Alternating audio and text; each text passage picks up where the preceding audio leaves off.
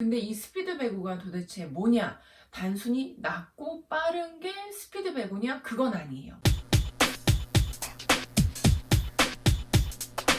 자, 오늘은 세터 1편에 이어서 세터 2편을 준비했습니다. 세터에 대한 내용이 너무 많아요. 너무 많고 또 제 설명이 좀 긴 것도 있는데 일단 뭐 세터에 대해서 굉장히 좀 궁금해 하시는 분들이 있기 때문에 오늘은 세터 2편에 대해서 설명을 해드리도록 하겠습니다.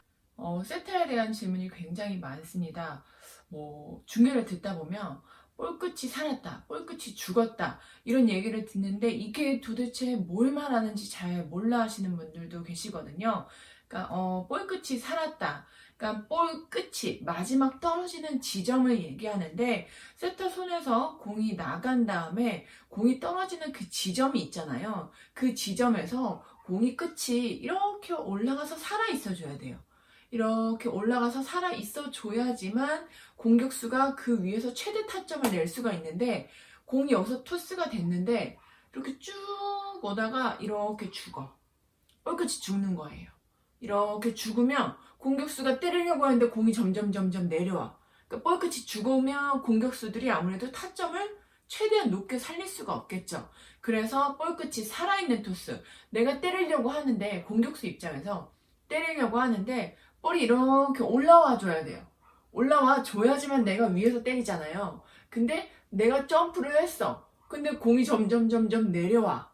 그러니까 이 기준을 가지고 볼끝이 살았다 아니면 볼끝이 죽었다 라고 얘기를 하는 겁니다. 그 다음 이제 많은 질문이 세터 포지션이 왼손잡이인 선수들이 유리하냐 라는 질문이 있는데 그렇죠. 유리한 점이 한 오른손잡이에 비해서는 한 반 이상은 더 있다고 볼 수 있는 게 왜냐면 일단은 센터가 서 있을 때 네트가 오른쪽에 있잖아요. 그러니까 네트가 오른쪽에 있는데 대부분 리시브된 공이 왼쪽 방향에서 이렇게 올라온단 말이에요. 이렇게 올라오는데 이거를 내가 예를 들어서 패스 페인팅을 하려고 해. 그러니까 두 번째 내가 공격을 시도하거나 뭐 페인트를 놓으려고 하는데 오른손잡이일 경우에는 공이 이렇게 오는데 이거를 때리려고 하면 각도가 많지가 않아요. 그렇게 되면은 그냥 여기 있는 공이 완전히 넘어갈 것 같은 공만 이쪽으로 하거나 아니면 이렇게 페인트 뒤쪽으로 놓기도 하거든요.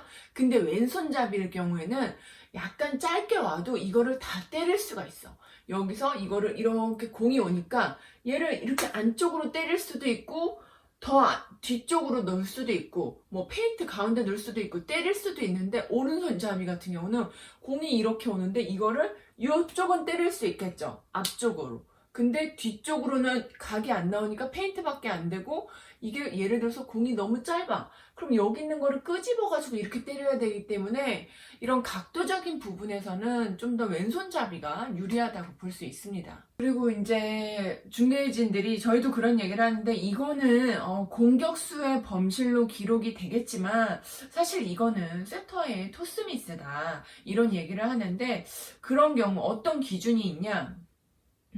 이거는 뭐 배구를 좀 오래 하신 분들은 이건 당연히 세터 미스야, 세터 범실이야, 이건 세터가 잘못한 거지 라고 얘기를 하는데 이제 팬분들은 잘 모르시니까 어떤 상황이냐면 공이 이제 우리가 공격수와 세터가 서로 약속을 한단 말이에요. 서로 이제 손가락 사인을 내는 게 그 정확한 위치나 높이, 타이밍을 정확하게 맞춰놨는데 거기에 볼이 오지 않는 거예요. 예를 들면 기준이 여기에요. 공이 여기에 오기로 딱 했어. 근데 공이 여기에서 위로 아래로 뭐 양쪽 옆으로 어느 정도 범위까지는 공격수들이 처리를 해줘야 돼요. 이 정도는 세터가 아무리 잘하는 세터여도 요 정도 범위 안에서 좀 약간 왔다 갔다는 해요. 근데 이 범위 안에서 너무 격차가 크면 공격수들이 타이밍을 맞추기가 힘든 거예요. 그리고 예를 들어서 안테나 기준이 이제 양쪽 네트 상단에 네트 양쪽 옆에 안테나가 있는데 이 예를 들어서 레프트 입장에서는 안테나가 이렇게 있고 공이 자꾸 안테나 밖으로 나가. 공이 안테나 밖으로 나가면은 내가 여기서 얘를 이렇게 때려야 되잖아요. 이 안테나를 맞추면 반칙이니까 안테나랑 그 코트 안에 집어넣을 수 있는 각도가 점점 좁아지는 거예요. 그러면 어쩔 수 없이 이거는 아무리 처리를 해도 내가 안테나를 건드릴 수밖에 없거나 아니면은 상대편 코트에 넣을 수 있는 각도가 안 나와. 그냥 이거는 우리 팀 쪽으로밖에 빼내지를 못한다던가, 그러니까 이런 경우는 사실 공격수가 어떻게 할 수 있는 상황이 아니에요. 이거는 세터의 토스가 너무 길었기 때문에 따지고 보면 세터의 범실이라고 할 수 있죠. 그리고 뭐 공이 너무 붙었다든지, 그러니까 예를 들어서 네트 쪽으로 너무 가깝게 붙어가지고 거의 뭐 오버가 되는 지경, 넘어가는 정도의 토스를 공격수들이 어쩔 수 없이 처리를 해야 되잖아요. 그러니까 처리를 하는 과정에서 생기는 범실이 뭐 네터치라든지 뭐 안테나를 터치할 수도 있고 이런 범실이 나올 수 있는데, 이거는 세터가 공격수가 범실을 하게끔 만들었다. 그러니까 뭐 공격수의 범실 유발을 했다고도 할 수 있죠. 그러니까 어떻게 보면 세타의 범실이라고 볼 수 있죠.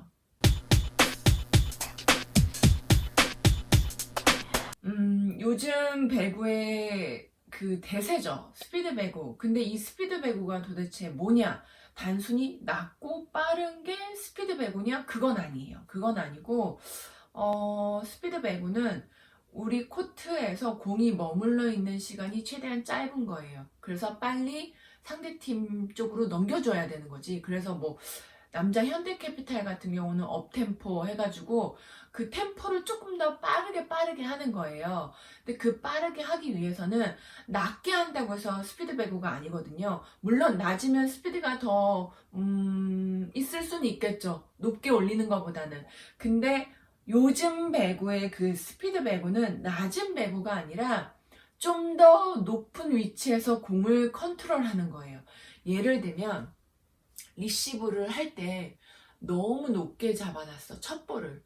그러면 상대가 이미 블로킹 할 수 있는 준비가 돼 있겠죠. 그래서 이 첫 번째 공도 어느 정도의 적당한 스피드로 빨리 보내주는 거예요. 적당한 높이로 딱 빠르게 줬어. 그리고 세터도 이 공이 올라갔다가 떨어질 때까지 기다리는 게 아니라 올라가 있는 상황에서 떨어지기 전에 이만큼의 시간을 벌었잖아요. 이 위에서 또 빠르게 쏴주는 거야. 이 위에서 빠르게 쏴주고 또 빠르게 그 적정한 높이, 너무 낮아도 안 되고 너무 높아도 안 되고 아주 그 적당한 높이로 스피드 있게 공을 쏴주는 거예요. 그러면 첫 번째 공도 어느 정도 적당히 빠르게, 그리고 두 번째 토스하는 선수들도 세터도 최대한 위에서 빠르게 주는 거예요. 빠르게 주면 공격수도 빠르게 때리는 거지. 그래야지만 상대팀 블로커들이라든지 수비하는 선수들이 정비가 안 되는 거예요. 그래야지 너무 바쁘게 움직이잖아요. 그리고 예를 들어서 이게 볼이 한 번에 안 끝났어. 안 끝나서 얘네들이 정비가 안 됐어. 여기서 막 한쪽에 쏠려 있거나 막 어디 넘어져 있거나 이랬을 때 공이 우리 팀에 다시 넘어왔어. 넘어왔을 때도 우리가 빨리빨리 해서 빨리 보내면 얘네들이 정비가 안 돼 있으니까 우리가 성공할 수 있는 확률이 높겠죠. 우리가 빠르게 해줘야지만 상대팀이 정비가 안 되는 거죠. 그러니까 그런 것들이 스피드 배구지 단순히 낮게 한다고 해서 이거는 스피드 배구는 아니에요. 그건 낮은 배구예요. 오늘까지 세터에 대한 설명을 해드렸고요.